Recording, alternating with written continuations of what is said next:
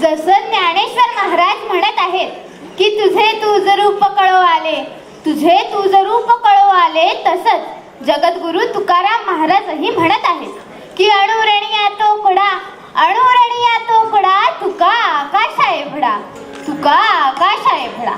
परमात्म्याची ओळख झाल्यावर लक्षात येते की आपण अणुपेक्षाही लहान आहोत आणि त्याच वेळी आपण आकाशा इतके मोठे देखील आहोत. बाप रे, तुकोबांनी त्या काळात अणुरेणूचे दाखले दिले होते. अगं फक्त अणुरणीच नाही तर तुकोबांनी त्या काळात आत्ताच्या तारखेला ज्याची गरज आहे तो अभंग लिहून ठेवला आहे. कोणता अभंग? तुका म्हणे होय मनासी संवादू, तुका म्हणे होय मनासी संवादू, आपुलाची वाद आपणासी, आपुलाची वाद आपणासी.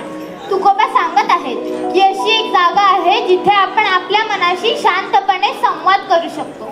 जे काही वाद मनात आहेत ते आपल्या पाशीच राहतील आणि इतरांना त्याचा त्रास होणार नाही आणि मन एकांतात रमून जाईल.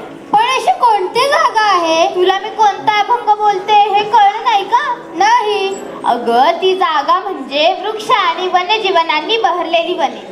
तुकोबांना कदाचित तेव्हाच लक्षात आलं असेल की मनुष्य प्राणी पुढे जाऊन मोठी वृक्षतोड करणार आहे आणि म्हणूनच त्यांनी पुढील अभंगातून वृक्षांचं आणि वन्यजीवांचं महत्त्व सांगून ठेवलं आहे. पण आपण केवळ अभंगाची चाल ऐकतो, त्यातली शिकवण समजून घेत नाही.